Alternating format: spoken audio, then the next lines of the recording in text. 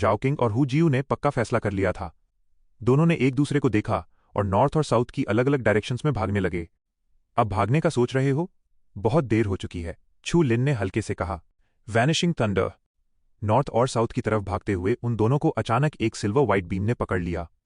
उनके शरीर से सफेद धुआं निकलने लगा और वो तिरछे होकर हवा से सीधे नीचे आ गिरे। Twilight thunder. छू लिन ने हाथ आगे बढ़ाया और सैकड़ों लाल थंडर और लाइटनिंग फेंक दी। लाइटनिंग का एक बादल अपने आप दो हिस्सों में बंट गया और नॉर्थ और साउथ की तरफ तेजी से बढ़ा। धड़ाम धड़ाम धड़ाम धड़ाम। लाल थंडर क्लाउड्स गरजते हुए नीचे गिरे।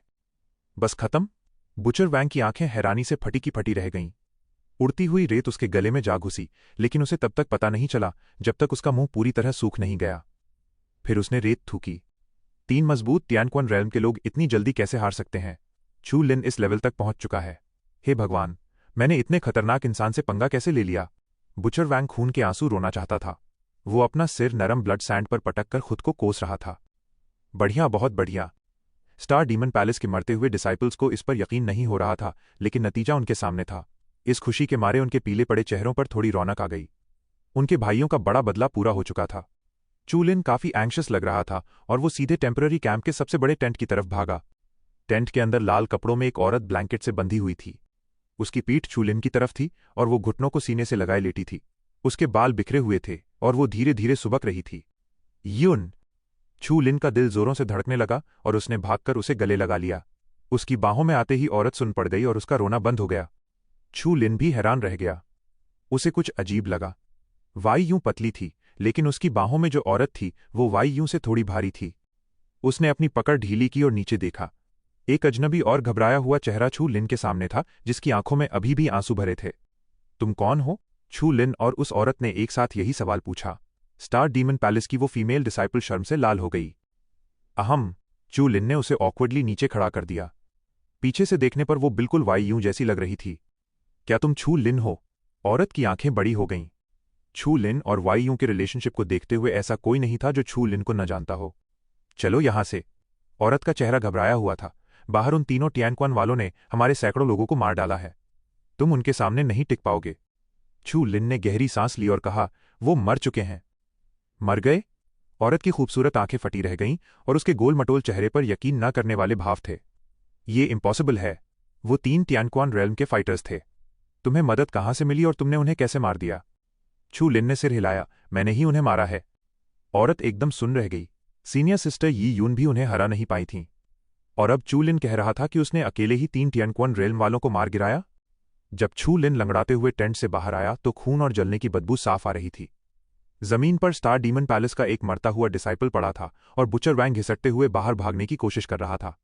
छू लिन ने गुस्से से उसे देखा। अच्छा हुआ उसने पहले ही बुचर वैंग के हाथ पैर तोड़ दिए थे, वरना वो कमीना पक्का भाग जाता। मेरी गलती थी। मैं गलत था। चू लिन को अपनी तरफ बढ़ता देख बुचर वैंग का चेहरा काला पड़ गया और वो गिड़गिड़ाते हुए अपना सिर जमीन पर पटकने लगा। छू लिन ने एक ठंडी सांस छोड़ी। जीते इस कैंप में इसी आदमी ने उसे गालियां दी थीं और सबक सिखाने की बात कही थी। तब छू लिन ने इसे बुरी तरह पीटा था और अभी उन तीनों तियानक्वन रेल्म वालों के सामने इस कमीने ने फिर से उस पर चिल्लाया था। उसके गुस्से और आंखों की उस नफरत को छू लिन अच्छी तरह से याद रखे हुए था। अगर तू शरीफ होता तो मैं तुझे जाने देता। तूने खुद ही अपने पैर पर कुल्हाड़ी मारी है। झपाक। चू लिन के हाथ से एक डार्क रेड थंडर लाइट निकली और सीधे बुचर वैंग के सिर के आर पार हो गई। अपनी जेनेटिक एनर्जी खो चुका वो इंसान औंधे मुंह ब्लड सैंड पर गिर पड़ा और उसका खून उस ब्लड सैंड में मिलकर एक हो गया। जो लियांग। छू लिन ने जिस औरत को बचाया था वो भागकर पत्थर के पास पड़े उस आदमी के पास गई। जो लियांग ने धीरे से आंखें खोलीं। उसने उस औरत को सही सलामत देखा और मुस्कुराते हुए कहा, जूनियर सिस्टर डिंग यान, मैं ठीक हूं। जो लियांग। स्टार डीमन पैलेस खत्म हो गया, ये कहते ही डिंग यान की आंखों में फिर से आंसू आ गए।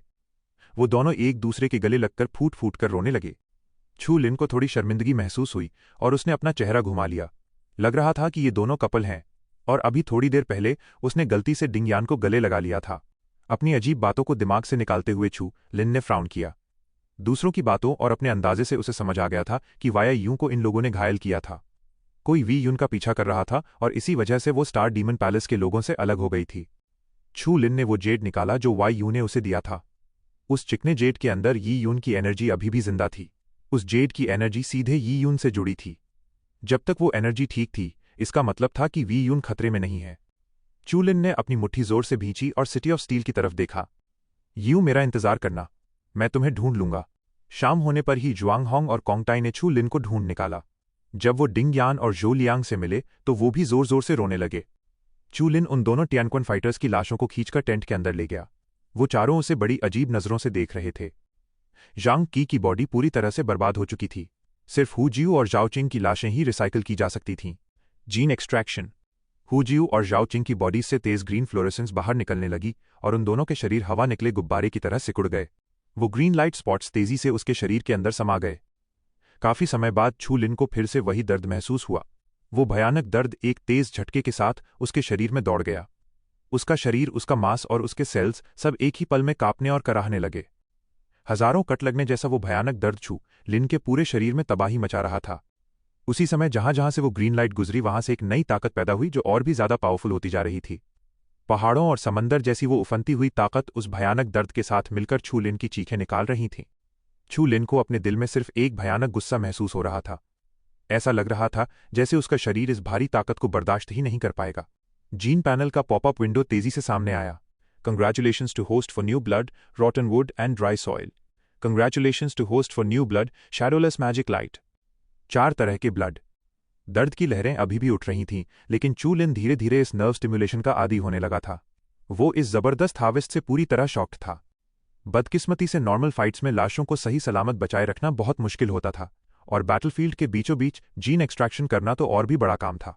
छू लिन ने अपनी मुट्ठी जोर से भींची। उसके हाथों और पैरों में और भी ज्यादा ताकत उफान मारने लगी।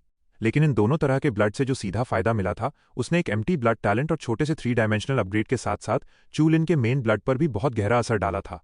जब तुम्हारे पास 5 से ज्यादा ब्लड वेसल्स हो जाएंगी, तब तुम फॉल्स स्प्रिंग और टियानक्वन रेल्म में ब्रेक थ्रू करने की कोशिश कर सकते हो। चू लिन धीरे से उठा, टेंट खोला और बाहर आ गया। पीछे उन दोनों लाशों का बचा हुआ हिस्सा राख बनकर जमीन पर बिखर चुका था। यानफे ने अपनी पूरी ताकत लगाकर जीन एनर्जी को खींचा और उस निडर काले जंगली सुअर को तलवार घोंप दी। ओह! वो काला सुअर घबराकर पीछे भागा। उसे समझ ही नहीं आया कि जो आदमी खून से लथपथ था और जिसकी सांसें भी उखड़ रही थीं, उसने अचानक इतनी भयानक ताकत कैसे निकाल ली। शुआ! अपनी तलवार फेंकने के बाद यानफे बिना किसी ताकत के उस ब्लड सैंड पर लेट गया। वो बस अपनी स्वॉर्ड लाइट को उस जंगली सुअर और बाकी जानवरों के शरीर के आर पार होते हुए देख रहा था। वो जंगली सुअर अपने पैर पटक रहा था और दर्द से कराह रहा था। एक लंबी तलवार ने उसे जमीन में गाड़ दिया था और उसका खौलता हुआ खून वो ब्लड सैंड पीती जा रही थी। हु यानफे ने आसमान में चक्कर लगाते बाजों और चीलों को देखा। चाहे उसके शरीर का खून हो या उस सुअर का, ये खून भूखे जानवरों को खींच ही लाएगा। यहां रुकना सेफ नहीं था। यानफे के लिए उस ब्लड सैंड में हिलना भी मुश्किल हो रहा था।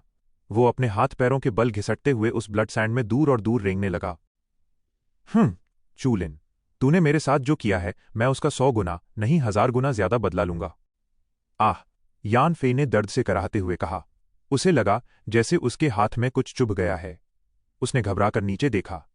उस ब्लड सैंड के अंदर से जंग लगा आधा लोहे का टुकड़ा बाहर निकला हुआ था।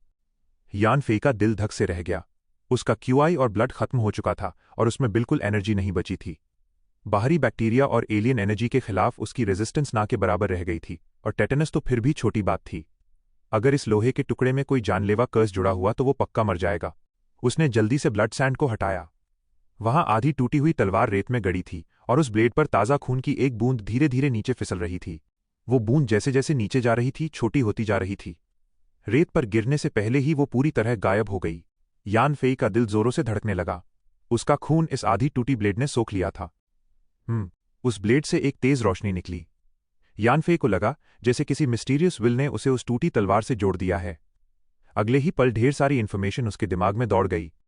हा हा हा हा हा हा हा हा हा। यानफे ने आसमान की तरफ देखा और पागलों की तरह हंसने लगा। ऊपर वाला मुझे मरने नहीं देगा। छू लिन, मैं नहीं मरूंगा। अगली बार जब मैं तुझसे मिलूंगा तो तुझे कुचलकर मार डालूंगा। क्या यही सिटी ऑफ स्टील है? चू लिन स्टार मैजिक पैलेस के उन चारों लोगों को लीड कर रहा था। उसने अपने सामने एक छोटी सी सिटी रोड की तरफ इशारा किया। जिसे वो आयरन एंड स्टील सिटी कह रहे थे, वो असल में एक मॉडर्न सिटी के खंडहर थे। सड़कों के मलबे पर कई तरह के चैरियट्स, एयरक्राफ्ट्स और जनरल मिलिट्री टूल्स बिखरे पड़े थे। इसके अलावा वहां मौजूद रीइंफोर्स्ड कंक्रीट की ऊंची इमारतें उन अंडर डेवलप्ड एरियाज के लोगों की नज़र में एक स्टील सिटी बन गई थी। जुआंग होंग हंस पड़ा। बिग ब्रदर, मैंने बहुत से लोगों से पूछताछ की है। इस यूनिवर्स के कई प्लैनेट्स आर्म्ड वर्ल्ड्स हैं। इसमें कोई हैरानी की बात नहीं कि हमने कभी ऊंची इमारतें नहीं देखीं। ओह, वैसे हमारे ब्लू स्टार पर पहले इंसानों की मंकी एवोल्यूशन थ्योरी चलती थी, लेकिन असल में वो गलत थी। हमारे ब्लू स्टार के एंसेस्टर असल में एक मुसीबत में फंसे कॉस्मिक मैन थे। दसियों हजार साल के डेवलपमेंट के बाद हम आज इस मुकाम तक पहुंचे हैं। छू लिन ने हाँ में सिर हिलाया। तभी तो हर जगह इंसान मौजूद थे। कॉन्गटाई भी हंसा। इन लोगों के होमटाउन की फोर्स हमसे कहीं ज्यादा स्ट्रांग है, लेकिन इनकी नॉलेज हमारे ब्लू स्टार के लोगों से कम है। सच तो ये था कि 2000 साल पहले ब्लू स्टार के इंसान सोर्स ऑफ एक्सटिंक्शन जैसे आर्टिफैक्ट्स भी बना सकते थे, लेकिन फिर भी वो एक्सोटिक एनिमल्स की बाढ़ में तबाह हो गए। क्या साइंस एंड टेक्नोलॉजी वाली सिविलाइजेशन कमजोर होती है? ऐसा नहीं कहा जा सकता। हम सिर्फ ये कह सकते हैं कि साइंटिफिक और टेक्नोलॉजिकल सिविलाइजेशन का डेवलपमेंट कॉम्बैट इफेक्टिवनेस में बदलने के लिए उतना हाई नहीं होता। शायद 2000 साल पहले की ब्लू स्टार सिविलाइजेशन के साथ भी ऐसा ही था। उनका साइंस और टेक्नोलॉजी का लेवल उतना हाई नहीं था। मिलिट्री सिविलाइजेशन की बात अलग है।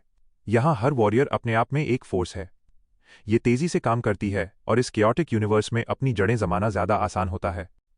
उस स्टील सिटी के सेंटर में सिर्फ एक दर्जन के करीब हाई राइज बिल्डिंग्स बची थीं और बाकी का पूरा शहर जैसे हवा में गायब हो गया था। ये काफी अजीब था। ब्रदर चूलिन, यहां आपको बहुत संभलकर रहना होगा। चूलिन की जीन मेडिसिन की मदद से जो लियांग अपनी चोटों से उबर चुका था, भले ही उसका चेहरा अभी भी पीला था। जो लियांग ने वार्निंग देते हुए कहा, मैंने सुना है कि इस छोटी सी स्टील सिटी में 3 सबसे बड़ी फोर्सेस का कब्जा है। वो हैं लियाक्सियन जोंग, डेथ डीमन स्टार और कंजेनिटल एसोसिएशन। कहते हैं कि इस गैदरिंग प्लेस में ब्लडी स्टोन्स मिलने वाले हैं, इसलिए यहां और भी बड़ी फोर्सेस इकट्ठा हो रही हैं। ब्रदर चूलिन, हमें केयरफुल रहना होगा। आखिर ये एक बड़ा गैदरिंग प्लेस था। जैसी उम्मीद थी, कई फोर्सेस अंधेरे में छुपकर चुपचाप नजर रखे हुए थीं। वो बस सही मौके का इंतजार कर रही थीं ताकि अचानक से हमला कर सकें। चूलिन ने फ्राउन किया। इनमें से सबसे स्ट्रांग कौन है? चारों ने नामे सिर हिलाया। उन तीनों की ताकत को लेकर सबकी अलग अलग राय थी और सुनी सुनाई बातों पर भरोसा नहीं किया जा सकता था। छू लिन ने एक लंबी सांस छोड़ी और आखिर में पूछा, क्या तुम्हें यीयून की कोई खबर मिली? उन्होंने स्टार मैजिक पैलेस की कोई खबर तक नहीं ली थी, तो उन्हें सीनियर सिस्टर यीयून के बारे में कैसे कुछ पता चलता? हालांकि सीनियर सिस्टर यीयून को अपने टैलेंट पर गर्व था और उनकी ताकत चू लिन से कमजोर नहीं होगी। जब तक वो ज्यादा दिखावा नहीं करती, उन्हें इस ब्लडी कॉम्पिटिशन में कोई नुकसान नहीं उठाना चाहिए था। उस रात चू लिन और बाकी लोग सिटी रूइंस के अंदर नहीं रुके। उन्होंने स्टील सिटी के किनारे पर अपने टेंट्स लगाए और वहीं ठहर गए। चू लिन बार बार एक्सोटिक एनिमल्स के मटेरियल्स को रिफाइन कर रहा था। कल्टीवेशन के इस लेवल पर जीन चेन एक्सट्रैक्शन का फेलियर रेट बहुत ज्यादा बढ़ चुका था और पूरे 10 जीन चेन्स के मिलकर ब्लड वेसल्स बनाने के चांसेस भी ना के बराबर थे। रात भर की मेहनत के बाद भी उसके कल्टीवेशन में कोई खास प्रोग्रेस नहीं हुई थी। छू लिन को कोई जल्दी नहीं थी। जब तक वो दुश्मनों को मारता रहेगा, उनकी बॉडी ही सबसे बढ़िया कल्टीवेशन मटेरियल थी। और तो और, उन चारों से मिली जानकारी के बाद उसे नहीं लगता था कि इस आयरन एंड स्टील सिटी में टियानक्वान से ऊपर का कोई मास्टर होगा। छू लिन यही सब सोच रहा था। तभी कैंप फायर के पास से चटकने की एक हल्की सी आवाज आई और जुआंग होंग हैरानी भरे चेहरे के साथ खड़ा हो गया। मैंने ब्रेक थ्रू कर लिया। जुआंग होंग खुशी से पागल हो रहा था। अचानक से ही सही, उसने फॉल स्प्रिंग में ब्रेक थ्रू कर लिया था। इस दरवाजे ने स्टार मैजिक पैलेस के ना जाने कितने भाइयों को रोक रखा था, लेकिन आखिर में उसने इसे पार कर ही लिया। कंग्रेचुलेशन सीनियर ब्रदर जुआंग। सच कहूं तो ब्रदर चू लिन की मदद से मैं भी ब्रेक थ्रू करने ही वाला हूं। मुझे भी बिल्कुल ऐसा ही लग रहा है। चारों लोग एक्साइटेडली आपस में बात करने लगे। छू लिन अपनी सोच से बाहर आया और चेहरे पर मुस्कान लिए उन चारों को देखने लगा। उसने हाथ बढ़ाकर एक पेन और पेपर निकाला और कुछ लिखने लगा। थोड़ी ही देर में पेपर के कई पन्ने स्क्वायर कैरेक्टर्स से भर गए। तुम लोग इसे लिख लो। ये वो सीक्रेट स्किल है जो मैंने शैंगनिंग के एक स्कूल में सीखी थी। जब तुम सब फॉल स्प्रिंग में ब्रेक थ्रू कर लो तो इसकी प्रैक्टिस करना। चू लिन ने वो पन्ने जुआंग होंग के हाथ में थमा दिए। इसे सीखने के बाद अगर मैं तुम्हारे साथ नहीं भी रहा तो भी तुम इस सीक्रेट स्किल की मदद से टियानक्वान वालों के हमलों से बच सकोगे। वो सभी हैरान रह गए।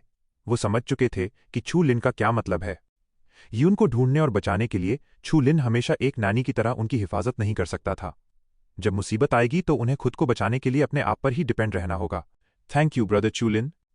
जुआंग होंग ने बड़े सम्मान के साथ उस सीक्रेट स्किल को लिया। उसे पढ़ने के बाद उसने वो पन्ने बाकी तीनों को एक एक करके देखने के लिए दे दिए। हमें ये सीक्रेट स्किल देने के लिए थैंक यू एल्डर ब्रदर चू लिन। ब्रदर चू लिन, स्टील सिटी का ब्लैक मार्केट शुरू होने वाला है। क्या हम चलकर देखें? जुआंग होंग की बात सुनकर चू लिन ने धीरे से अपनी आंखें खोलीं। ये ऑक्शन लोगों ने खुद ही मिलकर ऑर्गेनाइज किया था। अगर पूरी दुनिया से लोग यहां इकट्ठा हुए हैं तो पक्का उनके पास बहुत सी इंटरेस्टिंग चीजें होंगी। छू लिन ने धीरे से सिर हिलाया और कहा, चलो चलकर देखते हैं। लोगों के एक ग्रुप ने सड़क पर पड़ी अबैंडन्ड स्टील चैरियट्स को हटाया और वहीं बैठकर जोर जोर से अपनी चीजें बेचने लगे। ज्यादातर चीजों पर एक फिक्स्ड प्राइस का टैग लगा था। सिर्फ वैल्यूएबल चीजों को ही ऑक्शन में रखा गया था।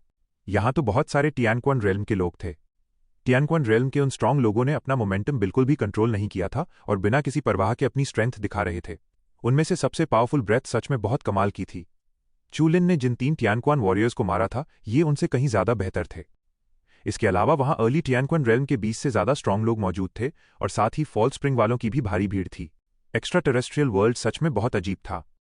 उनमें से एक आदमी बिल्डिंग के ऊपर बैठा था और वहां से नीचे देख रहा था। उसके कपड़े देखकर चू लिन को लगा जैसे उसने उसे पहले कहीं देखा है। एल्डर ब्रदर चूलिन वो कंजेनिटल सोसाइटी का एल्डर है और उनका लीडर और सबसे स्ट्रांग इंसान भी है। ज्वांग होंग ने चूलिन के कान में फुसफुसाते हुए कहा। चू लिन ने आंखें सिकोड़कर उसे घूरा। उसकी ब्रेथ शेन फेंग और जांग की से कहीं ज्यादा स्ट्रांग थी। वो मिडिल टियानक्वन रेल्म का मास्टर लग रहा था, इस बड़े गैदरिंग पॉइंट के टॉप 3 लोगों में से एक। यही उस आदमी के एरोगेंस की असली वजह थी। लेकिन चू लिन उससे बिल्कुल नहीं डरा। जब उसके पास सिर्फ सिंगल ब्लड था, तब भी वो टियानक्वन स्टेट वालों को बुरी तरह हरा सकता था। और अब तो उसके शरीर में 4 ब्लड वेसल्स थीं, इसलिए मिडिल टियानक्वन स्टेट वाले से लड़ना कोई बड़ी बात नहीं थी। जैसे ही उन लोगों ने ब्लैक मार्केट में कदम रखा, चू लिन और जुआंग होंग के पीछे चल रहे वो तीनों पसीने से भीग गए और उनके पैर आगे नहीं बढ़ रहे थे। जो लियांग अपनी सीरियस इंजरी से अभी पूरी तरह रिकवर नहीं हुआ था। वो भारी भारी सांसें ले रहा था और ऐसा लग रहा था जैसे उस पर बहुत बड़ा बोझ डाल दिया गया हो। चू लिन ने उन्हें हाथ हिलाकर इशारा किया, तुम लोग रेस्ट करने के लिए कोई जगह ढूंढ लो, मैं ब्लैक मार्केट देख कर आता हूं। उन तीनों ने जल्दी से सिर हिलाया और ब्लैक मार्केट से बाहर निकल गए। अब चू लिन के साथ सिर्फ जुआंग होंग ही बचा था। सड़क के दोनों तरफ अनगिनत लोगों ने फटे पुराने कपड़े बिछा रखे थे, जिन पर कंज्यूमेबल से लेकर मटीरियल्स और वेपन्स तक बिकने के लिए रखे थे। रास्ते में उसे बहुत सी नई चीजें दिखीं, लेकिन चू लिन के पास ज्यादा टियानक्वन कोंगजियांग नहीं था, जो उसके खुद के कल्टीवेशन के लिए भी काफी नहीं था, इसलिए उसने कुछ नहीं खरीदा। क्यों ना ऐसी चीजें बेच दी जाएं जो किसी काम की नहीं है। तुम्हें ये खरीदना है या नहीं? यहां ऐसे पागलों की तरह खड़े मत रहो। चू लिन एक स्टॉल के सामने खड़े होकर कुछ सोच रहा था, तभी उस छोटे कद के ग्रीन हेड स्टॉल ओनर ने चिल्लाकर ये बात कही। छू लिन ने उसे घूर कर देखा और बिना कुछ कहे आगे बढ़ गया। सड़क के बीचों बीच प्रेशियस गुड्स के ऑक्शन के लिए एक छोटी सी टेबल रखी थी। लोग अपने हाथों में चीजें पकड़े टेबल के पीछे खड़े थे और पूरे ब्लैक मार्केट ऑक्शन में जोर जोर से चिल्ला रहे थे। सब लोग ध्यान दें, मेरा डार्क मैजिक ब्लैक आर्मर टियानक्वन के अटैक को भी रोक सकता है। ये मेरे होम टाउन के ब्लैक मैजिक स्टील से बना है।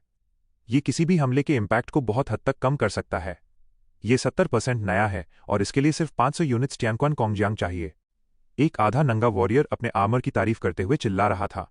उसके एक हाथ में नाइफ और दूसरे में आर्मर था। वो देखने में बहुत फियर्स लग रहा था।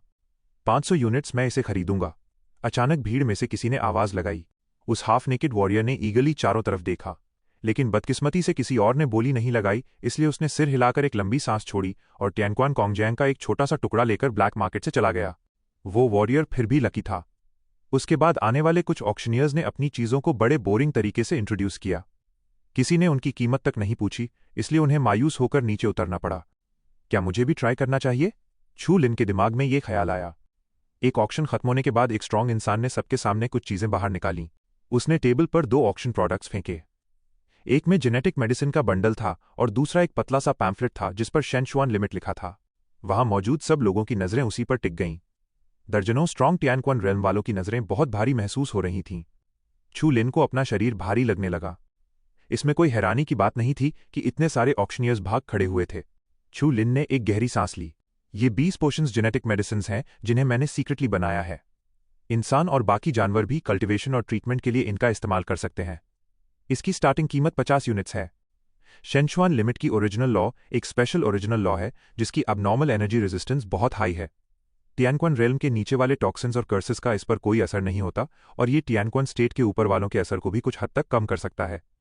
इसकी स्टार्टिंग बोली 900 से शुरू होती है। जो भी खरीदना चाहता है वो बोली लगा सकता है। पोशंस? लोग थोड़े हैरान थे। ऐसी जगह पर थोड़ी सी भी मेडिसिन मिलना बहुत मुश्किल काम था। यहां लोग सिर्फ अपनी स्ट्रांग मार्शल आर्ट्स बॉडी के भरोसे ही जिंदा रहते थे। मैं इसे ट्राई करूंगा। चू लिन के सामने ही एक मार्शल आर्टिस्ट ने कॉर्क खोला और उसे सूंघा। उसका चेहरा अचानक बदल गया और उसने कहा, 60 यूनिट्स टियानक्वन कोंगजियांग, मुझे ये सब चाहिए। 65 यूनिट्स। 70। वहां मौजूद सभी लोग क्यूआई को लेकर बहुत कीन थे।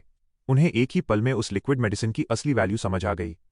एक के बाद एक बोलियां लगने लगीं और आखिर में ग्रीन रोब्स पहने लियक्सियन जोंगवू के लोगों ने इसे खरीद लिया। पूरे 1800 यूनिट्स टियानक्वन कोंगजियांग। पोषण तो हाथों हाथ बिक गया, लेकिन शेनशुआन लिमिट को कोई पूछ भी नहीं रहा था। चू लिन वो बुक वापस रखने ही वाला था कि तभी भीड़ में से एक आलसी सी आवाज आई। दूसरे प्लैनेट्स की ओरिजिनल लॉ? ये सीखने के लिए अच्छी चीज है। 900 मैं इसे लूंगा। छू लिन ने सिर उठाकर देखा तो सामने एक वॉरियर अपने सिर के पीछे हाथ रखे खड़ा था।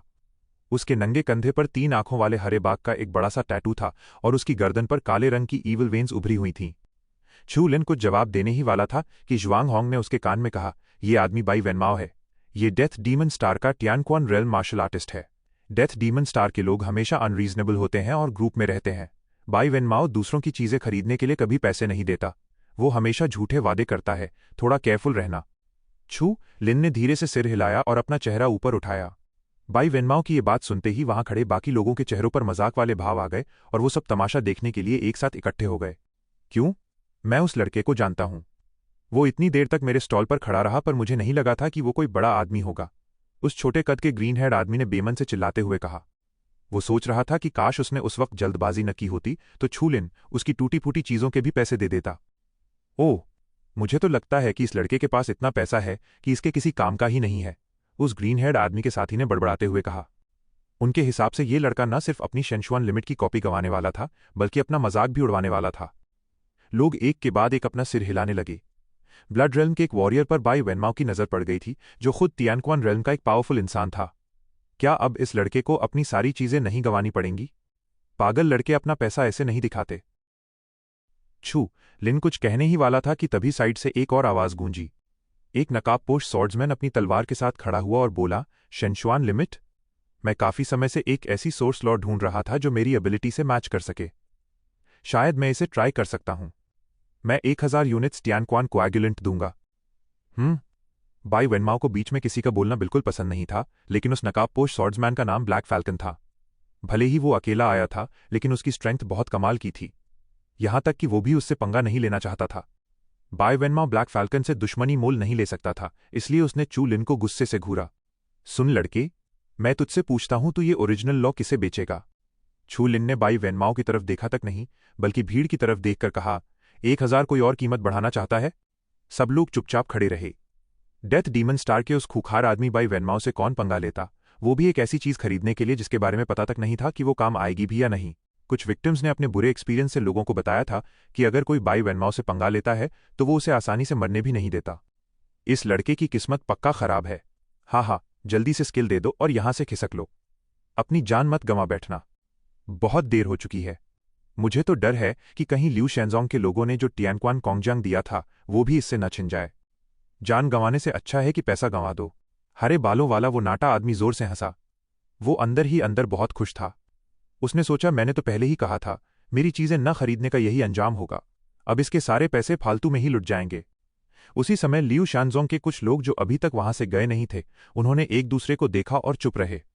वैसे भी वो पैसे दे चुके थे। अब चाहे उसे छू लिन रखे या बाई वेनमाओ छीन ले, उन्हें इससे क्या मतलब था। बाई वेनमाओ की स्ट्रेंथ सच में बहुत ज्यादा थी और पूरे ल्यू शेनजोंग में मुश्किल से 1 या 2 लोग ही होंगे जो उसे टक्कर दे सकें। चूंकि कोई भी इससे ज्यादा कीमत नहीं देना चाहता, इसलिए ये। 1 मिनट रुको, बाई वेनमाओ ने ठंडी आवाज में कहा। लड़के, मैंने अपना इरादा बदल लिया है। तू मुझे वो 1800 टियानक्वान दे दे और साथ में ये शेनशुआन लिमिट भी मुझे सौंप दे। इसके बाद आज का मामला यहीं खत्म हो जाएगा। अपने और मेरे लिए कोई परेशानी मत खड़ी कर। बाई वेनमाओ धीरे धीरे आगे बढ़ा। उसके कंधे पर बना वो 3 आंखों वाला हरा बाघ भी जैसे धीरे धीरे रेंगने लगा। उसकी तीनों ईविल आइज अब सीधे चू लिन को घूर रही थीं। ठगी काम नहीं आई तो सीधे लूटने पर आ गए।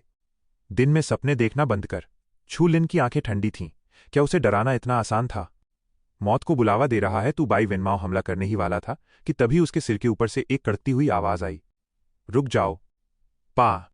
कंजेनिटल सोसाइटी का चेयरमैन बूढ़ा हुआ वेंशन 10 मंजिला इमारत से सीधा नीचे कूदा और बिल्कुल आराम से जमीन पर लैंड किया। उसकी चमकती हुई आंखें सीधा छू लिन को घूर रही थीं। बाई वेनमाओ ने फ्राउन किया। ब्रदर हुआ?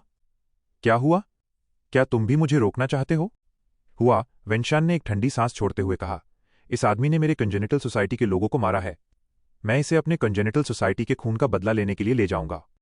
हुआ, वेंशन ने कहा और छू लिन की आंखों में देखने लगा जिनमें अब मारने का इरादा साफ दिख रहा था। तूने शेनफेंग को मारा है और तूने ही शेनफेंग का गोल्डन ताओ जुए छीना था। बहुत अच्छे लड़के, क्या तू अब मरने के लिए तैयार है? हुआ, वेंशन की बात सुनते ही सब लोग हैरान रह गए। ये लड़का सच में बहुत हिम्मत वाला था, जिसने कॉन्जेनिटल सोसाइटी के लोगों को मारने की जुर्रत की थी। लियू शिनजोंग के लोगों ने एक ठंडी सांस ली। चू लिन ने कॉन्जेनिटल सोसाइटी के लोगों को मार दिया। इस वक्त उन्हें अपने हाथों में मौजूद वो जेनेटिक एजेंट्स भी आग की तरह गर्म लग रहे थे। अगर हुआ वेंशन ने उन पर निशाना साध लिया तो बहुत बड़ी मुसीबत हो जाएगी। चू लिन ने एक ठंडी मुस्कान दी। मार दिया तो मार दिया। कॉन्जेनिटल सोसाइटी के नाम पर कुछ गुंडे लोगों को जलाते हैं, मारते हैं, लूटते हैं और ना जाने कितने बुरे काम करते हैं। उन्हें मारना तो लोगों का भला करने जैसा है। हुआ वेंशन ने मुस्कुराते हुए कहा, वो चाहे कितने भी बुरे काम करें, आखिर वो मेरे आदमी थे। अगर तूने उन्हें मारने की हिम्मत की है तो तुझे अपनी जान देकर इसकी कीमत चुकानी होगी। बूम! हुआ वेंशन का मोमेंटम फट पड़ा। बिना हवा के भी उसके कपड़े उड़ने लगे। आसपास की हर चीज तेज आंधी में उड़ने लगी और ऑक्शनियर्स अपनी चीजें सीने से लगाए इधर उधर भागने लगे। एक अच्छा खासा ऑक्शन पूरी तरह बर्बाद हो गया था। लोग कॉन्जेनिटल सोसाइटी और डेथ डीमन स्टार को कुछ कहने की हिम्मत तो नहीं कर सकते थे, इसलिए वो मन ही मन चू लिन को गालियां देने लगे।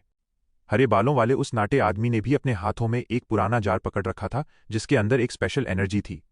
बदकिस्मती से किसी को भी उसमें कोई इंटरेस्ट नहीं था। वो काफी समय से उसके पास पड़ा सड़ रहा था और वो उसे बेचने की उम्मीद भी नहीं छोड़ पा रहा था। हुआ वेंशान के शरीर से एक डरावना प्रेशर बाहर निकला। हरे बालों वाले आदमी का हाथ कांपा और वो जार खनक की आवाज के साथ जमीन पर गिरकर टूट गया। उसका हरा लिक्विड जमीन पर बिखर गया और तेजी से बुलबुले छोड़ता हुआ भाप बनकर हवा में उड़ गया। मेरा सामान! वो हरे बालों वाला आदमी खून के आंसू रोना चाहता था। वो पूरी तरह से जमीन पर गिर पड़ा और अपने हाथों से उन टुकड़ों को उठाने लगा। वो हरा लिक्विड तेजी से गायब हो रहा था और पलक झपकते ही आधा हो गया। बकवास! चू लिन, तू एक वेस्ट है। तू सीधा साधा बनने का नाटक कर रहा था और अब देख, तू तो मरेगा ही, साथ में मेरा सारा नुकसान भी करवा दिया। जिंटाओस 5 फिंगर्स! हुआ वेंशान ने अपने हाथ से ताली बजाई और अचानक हवा में एक विशाल गोल्डन हाथ बन गया। उसने उसे ऊपर से नीचे की तरफ दबाया, जिसका निशाना सीधा चू लिन था। बूम! सबने देखा कि चू लिन पर उस हाथ ने जोरदार हमला किया है। हर तरफ धुआं और धूल उड़ने लगी। पास रखी वो छोटी सी टेबल भी झटके से टूटकर लकड़ी के अनगिनत टुकड़ों में बिखर गई। लोगों ने अपने मन में एक गहरी सांस ली। चू लिन सच में एक बेचारा लड़का था। वो हुआ वेंशन के हाथों मारा गया और उसके मुंह से एक आवाज तक नहीं निकली। ज्यादातर लोगों की नजर में ये ऐसा था जैसे एक चींटी हाथी को चैलेंज कर रही हो। क्या ब्लड वॉरियर्स आजकल इतने पागल हो गए हैं? नहीं, वो मरा नहीं है। कुछ लोग जोर से चिल्लाए। सैकड़ों आंखों ने धूल और धुएं के बीच एक बिल्कुल काले फिगर को खड़े देखा। क्या? Secret skill? स्किल या ब्लड? हुआ वेंशान ने फ्राउन किया। चू लिन चुप था, लेकिन अंदर ही अंदर डरा हुआ था। इस लेवल तक पहुंचने के बाद ब्लड एबिलिटी धीरे धीरे कमजोर पड़ने लगी थी। वुशीज बॉडी न सिर्फ उसे डैमेज से बचाती थी, बल्कि सीधे तौर पर उसकी बहुत सारी जीन एनर्जी भी सोख लेती थी। अगर उसकी एनर्जी फुल नहीं होती तो सिर्फ इस एक हमले से ही उसका फाउंडेशन हिल जाता और उसे गहरी चोट लगती। लेकिन लोगों को ऐसा बिल्कुल नहीं लग रहा था। हुआ वेंशन के इतने जोरदार हमले को चू लिन ने शांति से झेल लिया था। ये नज़ारा सच में हैरान करने वाला था। बाई वेनमाओ को भी अब चू लिन को सीरियसली लेना पड़ रहा था। उसे समझ आ गया था कि इस लड़के का घमंड बेबुनियाद नहीं है। उसने उस बूढ़े हुआ वेंशन का इतना जोरदार हमला झेल लिया था। चू लिन की आंखें शांत थीं। उसकी आवाज भी बिल्कुल फ्लैट थी, लेकिन उसमें मारने का इरादा साफ झलक रहा था। हुआ वेंशन, हा, अगर मैंने तुम्हारे उस कॉन्जेनिटल ईविल ब्लॉक को मार भी दिया तो क्या? ऐसा लग रहा है कि तुम उन कमीनों से भी बड़े पापी हो। आज मैं तुम्हें भी उनसे मिलवाने भेज दूंगा। चू लिन की बातों की वो ठंडक तेजी से पूरे ऑक्शन हाउस में फैल गई और लोगों के चेहरों के रंग बदल गए। हुआ वेंशन मिडिल टियानक्वान स्टेट का एक मास्टर था।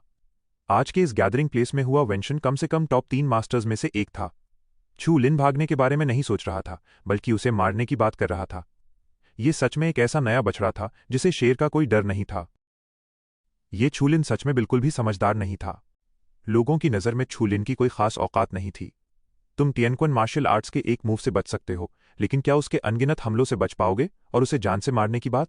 ये तो ख्याली पुलाव पकाने जैसा था। कोई ब्लड वॉरियर किसी टियनक्वान रेल्म वाले को मार दे, ऐसा तो कभी हो ही नहीं सकता। वो हरे बालों वाला नाटा आदमी एक अबैंडन्ड व्हीकल के पीछे छुपकर हंसने लगा। चू लिन इसी लायक था कि वो मारा जाए। शरीफ और ईमानदार बने रहने में ही भलाई है। जुआंग होंग ने चू लिन को टेंशन में देखा। भले ही चू लिन के अचीवमेंट सबके सामने थे और उसका छोटा भाई होने के नाते वो उसे अनकंडीशनली सपोर्ट करता था, लेकिन सामने वाला मिडिल टियनक्वान स्टेट का मास्टर था। अर्ली टियनक्वान वॉरियर्स के मुकाबले उसकी पावर कम से कम 2 गुना ज्यादा थी।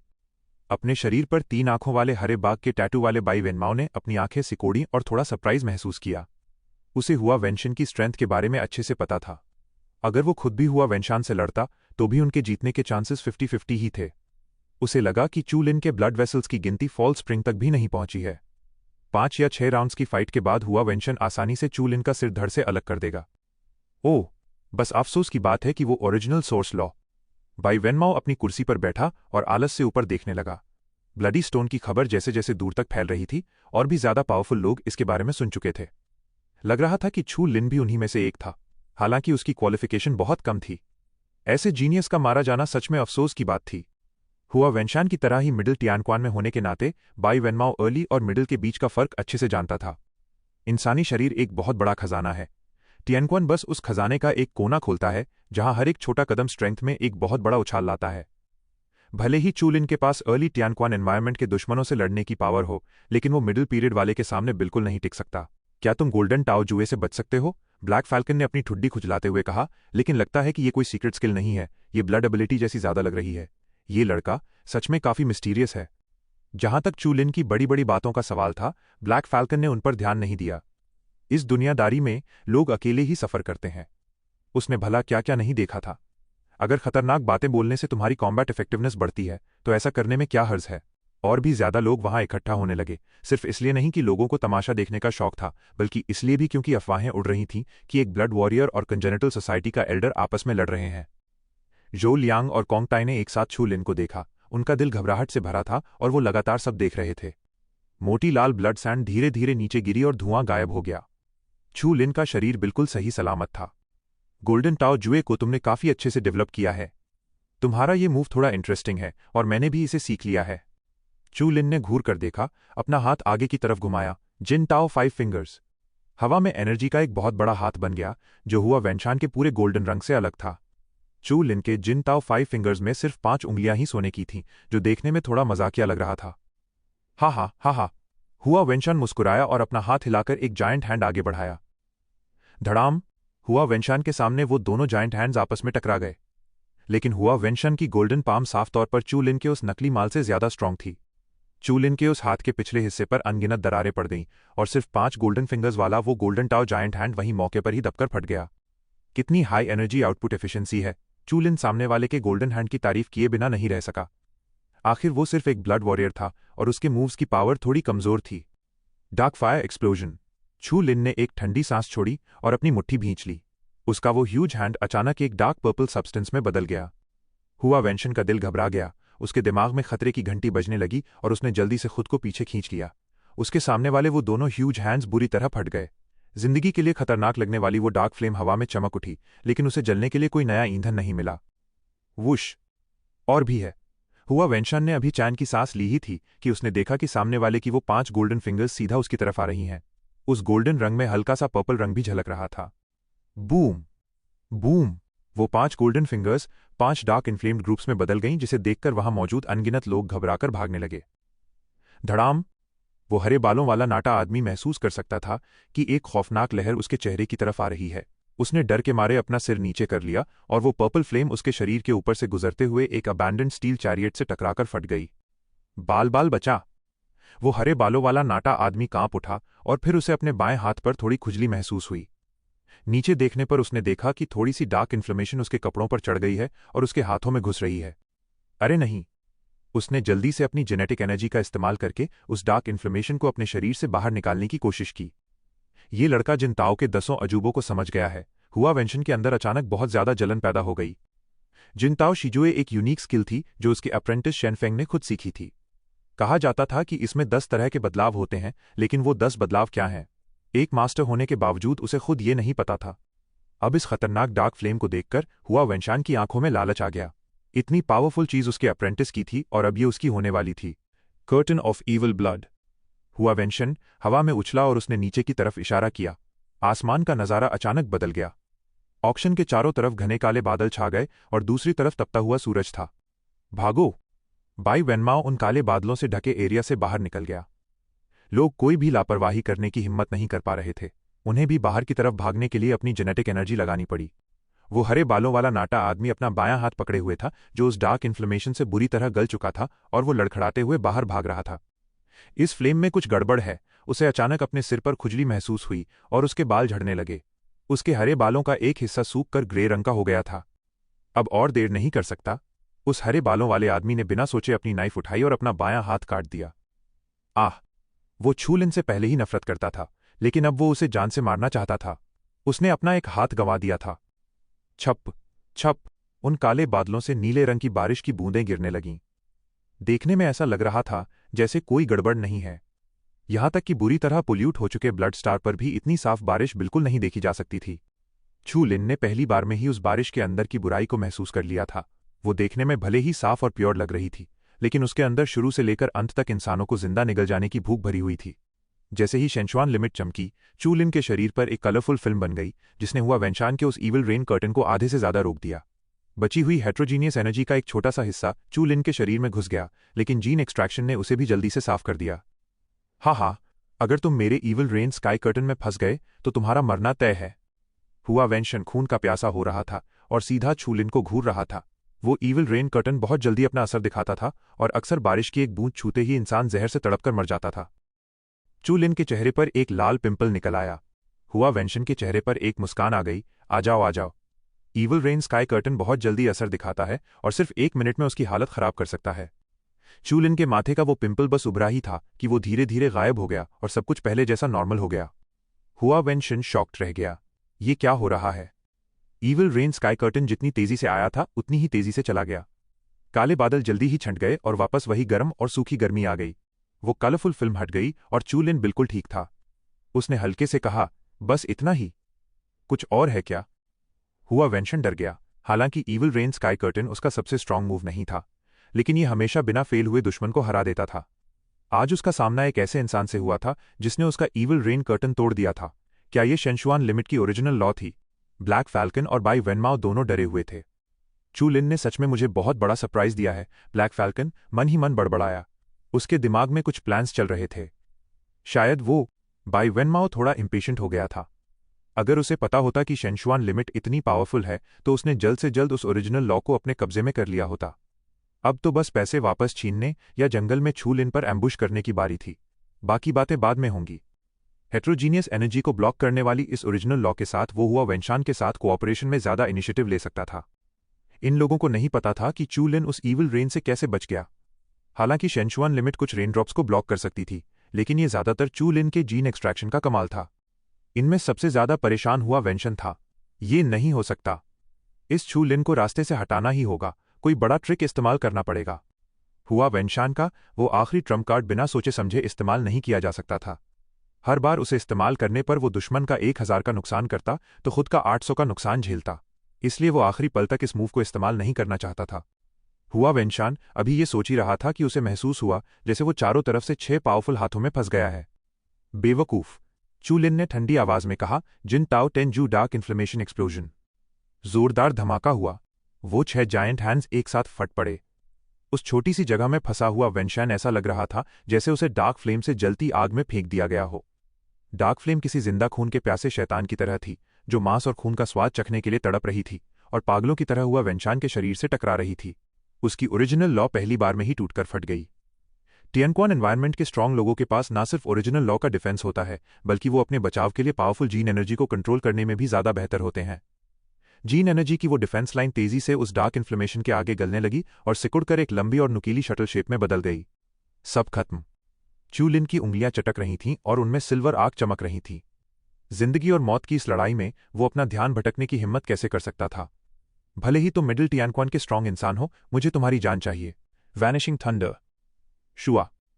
वो सिल्वर लाइट आसमान को चीरती हुई किसी सिल्वर ड्रैगन की तरह सीधे उस डार्क फ्लेम एक्सप्लोजन के सेंटर की तरफ उड़ी। दहाड़।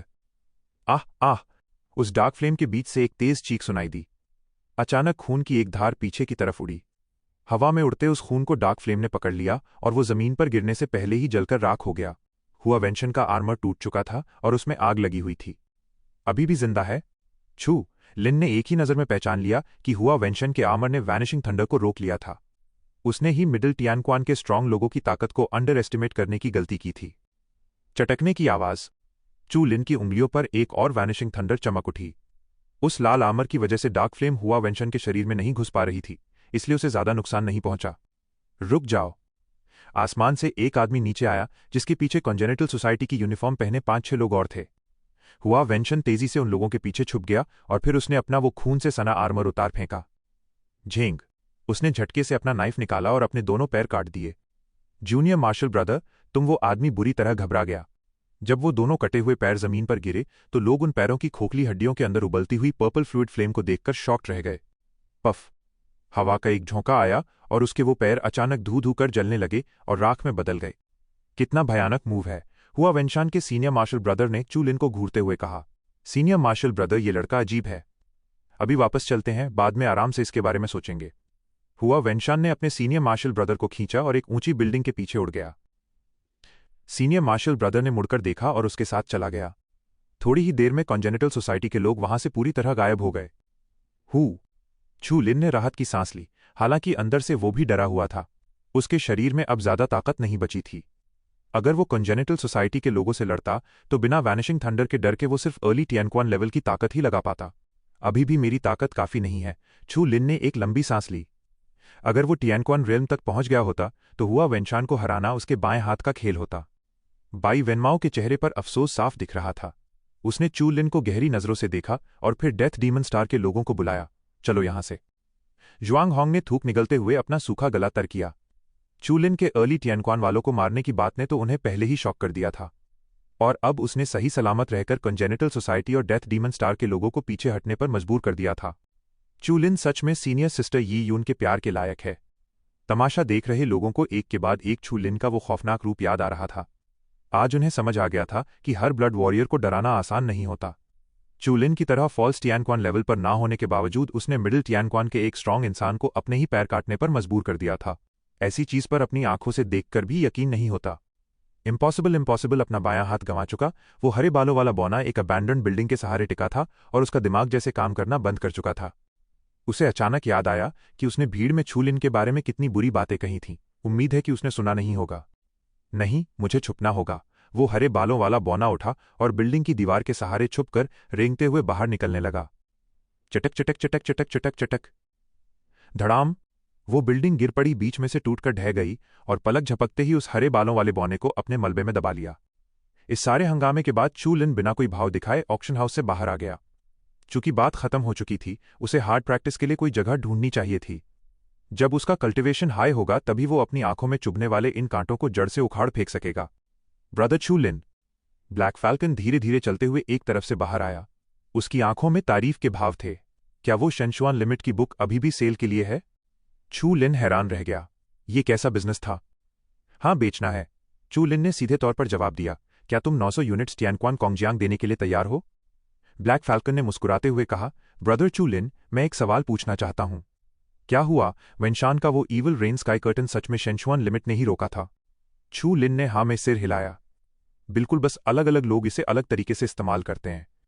हो सकता है अगर तुम इसे इस्तेमाल करो तो तुम्हारे लिए ये मेरे जितना काम ना आए। ये मेरे मास्टर ने स्पेशली मेरे लिए बनाई है। जाहिर सी बात थी, चू लिन कभी भी अपने जीन पैनल का राज नहीं खोलने वाला था। बस इतना ही। ब्लैक फैल्कन ने एक लंबी सांस ली, लेकिन फिर भी उसने टियानक्वान कोंगजियांग निकाला और चू लिन की तरफ उछाल दिया। चू लिन की आंखें घूमी और उसे कुछ याद आया। मेरे पास कुछ जेनेटिक मेडिसिन है, क्या तुम्हें चाहिए? ब्लैक फैल्कन की आंखें चमक उठीं। ब्लड स्टार पर आने से पहले उनके पास मेडिसिन खरीदने के पैसे नहीं थे, लेकिन ब्लड स्टार पर आने के बाद उनके हाथों में बहुत सी अच्छी चीजें थीं, पर कोई मेडिसिन बेच ही नहीं रहा था। हाँ, ब्लैक फैल्कन खुशी से पागल होते हुए बोला, मैं तुम्हारे साथ एक्सचेंज करने के लिए और हर्बल मेडिसिन और एक्सोटिक एनिमल लिम्स दे सकता हूं। तुम्हें क्या चाहिए? चू लिन ने पहले ही बहुत सारे एक्सोटिक एनिमल मटेरियल्स जमा कर लिए थे। किंग ऑफ वॉरक्राफ्ट की उस विशाल बॉडी को देखकर तो चू लिन ने अपनी पलकें भी नहीं झपकाईं। लेकिन और की बात अलग थी। चू लिन को एडवांस्ड रेड ड्रैगन रॉबरी को रिपेयर करने के लिए कुछ अच्छे ऑर्स चाहिए थे। ब्लड स्पॉट आयरन पीसेस पूरे 12 जिन। ब्लैक फैल्कन ने चू लिन के कान के पास आकर धीरे से कहा। चू लिन ने सिर हिलाया। 25 जीन सॉल्यूशंस, बिल्कुल वैसे ही जो मैंने ऑक्शन किए थे। दूसरी डील पक्की होने की खुशी में दोनों एक दूसरे से ऐसे घुल मिल गए जैसे सालों बाद दो अच्छे भाई मिले हों। ब्लैक फैल्कन को फिर कुछ याद आया। ब्रदर चू लिन, वो पर्पल ब्लैक फ्लेम और सिल्वर व्हाइट लाइटनिंग क्या है? क्या तुम उसे बेच सकते हो? चू लिन तुरंत अलर्ट हो गया और बात को घुमाते हुए बोला, ये मुमकिन नहीं है, वो दोनों मेरे ब्लड गिफ्ट हैं। ब्लैक फैल्कन की आंखों में हैरानी थी कि उसके पास इतनी पावरफुल ब्लड एबिलिटी है। कोई हैरानी की बात नहीं कि वो मल्टीपल ब्लड वेसल्स के साथ मिडिल टियानक्वान स्टेट वाले को भी हरा सका। उसे अचानक एक आइडिया आया और वो मुस्कुराते हुए बोला, ब्रदर चू लिन, तुम और मैं काफी मिलते जुलते हैं, क्यों न किसी जगह बैठकर आराम से बात की जाए? चू लिन ने सिर हिलाया। हाँ, मुझे भी कुछ प्रॉब्लम्स हैं, मैं तुमसे कुछ एडवाइस लेना चाहता हूं ब्रदर। एक बिल्डिंग की छत पर बाई वेनमाओ ने छू लिन और ब्लैक फैल्कन को एक साथ जाते देखा और उसके माथे की सिलवटें और गहरी हो गईं। बाई वेनमाओ के पीछे हुआ वेनशान और उसका सीनियर ब्रदर वुयोंग चुपचाप खड़े थे। हुआ वेनशन व्हीलचेयर पर बैठा था और उसकी आंखों में खूनी दरिंदगी भरी थी। उसने कहा, उस छू लिन ने मेरे पैर तोड़े हैं, अगर मैंने इसका बदला नहीं लिया तो मेरा नाम भी हुआ वेनशन नहीं। वू योंग ने हुआ वेनशान की इस पागलपन वाली हरकत को डांटने के लिए मुंह खोला, लेकिन फिर कुछ सोचकर चुप रह गया। अभी ये सब कहने का सही वक्त नहीं था। पैनिक मत करो, बाई वेनमाओ ने हल्के स्वर में कहा। कल यहां और भी फोर्सेज इकट्ठी होने वाली हैं, जिनमें रेड सन स्टार और स्काई सी स्टार भी शामिल हैं, जिन्हें हम साथ लाए हैं। ओ, वू योंग की आंखें चमक उठीं। सुना है कि रेड सन स्टार और स्काई सी स्टार के ये दोनों प्लैनेट्स ब्लडी अरीना में पूरी तरह से सोल्जर्स बन चुके हैं। वो काफी एक्सपीरियंस्ड हैं। बाई वेनमाओ ने सिर हिलाया। भले ही इस बार उनके जो लोग आए हैं वो उतने स्ट्रांग नहीं है, लेकिन वो तुम्हारी और मेरी टक्कर के तो हैं ही। टेंशन मत लो, चू लिन का मरना तय है, और वो ब्लैक फैल्कन जिसने कई बार मेरे काम बिगाड़े हैं उसे भी मैं मार डालूंगा। मुझे लगता है ब्रदर चू लिन, तुम भी यहां ब्लडी स्टोन के लिए ही आए हो। टेंट के सामने कैंपफायर जल रही थी। वो खा पी रहे थे और आराम से बातें कर रहे थे। चू लिन ने अपना सिर हिलाया। वैसे मेरा मैं मकसद किसी को ढूंढना है। किसी को? ब्लैक फैल्कन ने हैरानी से ऊपर देखा। ब्लडी प्रमोशन फील्ड्स में ज्यादातर भगोड़े होते हैं। तुम किसे ढूंढ रहे हो? कोई दुश्मन? नहीं, वो इंसान जिससे मैं प्यार करता हूं और जिसे मैं प्रोटेक्ट करना चाहता हूं। छू लिन ने सीधे तौर पर कहा। उसका नाम यीयून है और उसने लाल ड्रेस पहनी होगी। अगर उसके आसपास कोई लोग होंगे तो उन्होंने स्टार डीमन पैलेस की यूनिफॉर्म पहनी होगी, बिल्कुल इन लोगों की तरह। क्या तुमने उसे देखा है? जुआंग होंग की तरफ देखते हुए ब्लैक फैल्कन ने सिर हिलाया और कहा, नहीं। छू लिन ने गहरी सांस लेते हुए वाइन का एक घूंट लिया। ब्रदर चू लिन, जुआंग होंग मुस्कुराते हुए पास आया। मुझे लगता है तुम्हें सीनियर सिस्टर यून की ज्यादा टेंशन नहीं लेनी चाहिए। क्यों? छू लिन ने अपनी पलकें उठाईं। जुआंग होंग ने एक सांस छोड़ी। जब मैंने पहली बार सीनियर सिस्टर यीयून को देखा था तब मेरे पास 3 ब्लड वेसल्स थीं। सीनियर सिस्टर यीयून बस एक ऑर्डिनरी अवेकेंड इंसान थीं। आधे साल बाद मेरे पास 4 ब्लड वेसल्स हो गईं और यीयून पहले से ही टियानक्वान एनवायरनमेंट की एक स्ट्रांग फाइटर बन चुकी थीं। कॉन्गटाई ने भी गहराई से सिर हिलाया। हाँ, सीनियर सिस्टर यीयून की उस ईविल स्पिरिट के साथ जब तक वो जिंदा हैं वो बहुत जल्द टॉप पर पहुंच जाएंगी। सीनियर सिस्टर का टैलेंट सच में बहुत भयानक है। कॉन्गटाई की मौत की बातों पर ध्यान मत दो। छू लिन हंसा और उसने यीयून के दिए हुए उस जेड को सहलाया। यीयून की वाइटैलिटी से जुड़ा वो एनर्जी ग्रुप उसकी हथेली को हल्का सा गर्म कर रहा था। हाँ, इस वक्त छू लिन को खुद को इंप्रूव करने पर जोर देना चाहिए। जब तक ये जेड साबित कर रहा था कि यीयून जिंदा है तब तक कोई प्रॉब्लम नहीं थी। अगर तुम खुद स्ट्रांग ना होने की वजह से मारे गए तो वो बहुत बड़ा नुकसान होगा। ब्लैक फैल्कन ने हल्के से मुस्कुराते हुए वाइन का एक घूंट लिया। ब्रदर चू लिन, समझ गए तो अच्छा है। छू लिन ने एक गहरी सांस ली। मैं ब्लडी स्टोन की लड़ाई में हिस्सा लूंगा। ब्लैक फैल्कन की आंखें शांत हो गईं। ब्रदर चू लिन, आज मैं इसी बारे में बात करने आया था। प्लैनेट की पावरफुल फोर्सेस लगातार इस तरफ आ रही हैं। अगर तुम अकेले खड़े रहे तो दुश्मन शुरुआत में ही तुम्हें बाहर का रास्ता दिखा देंगे। इसलिए ब्लैक फैल्कन ने गहरी सांस ली। ब्रदर चू लिन, तुम सच में बहुत स्ट्रांग हो और मैं तुम्हें ब्लडी स्टोन ढूंढने के लिए अपनी टीम में शामिल होने के लिए इनवाइट करता हूं। कैसा रहेगा? पल भर सोचने के बाद छू लिन ने धीरे से सिर हिलाया। कहावत है कि भीड़ में ज्यादा ताकत होती है। भले ही अकेला भेड़िया ज्यादा आजाद होता है, लेकिन उसका सबका निशाना बनना भी आसान होता है। छू लिन के पास उसकी बात न मानने का कोई कारण नहीं था। जाहिर है अगर बाद में कोई कॉन्फ्लिक्ट ऑफ इंटरेस्ट हुआ तो चू लिन अपने लिए लड़ेगा। लंबी बातचीत के बाद ब्लैक फैल्कन अलविदा कहने के लिए खड़ा हुआ। ब्रदर चू लिन, 3 दिन बाद स्टील सिटी के साउथ में एक कैनियन क्रैक है जो सीधा अंडरग्राउंड जाता है। वहां एक फ्लोरेसेंट अंडरग्राउंड वर्ल्ड है। यही वो जगह है जहां ब्लडी स्टोन्स दबे हुए हैं। हम तब उस कैनियन के एंट्रांस पर मिलेंगे। ठीक है, अलविदा ब्रदर फैल्कन।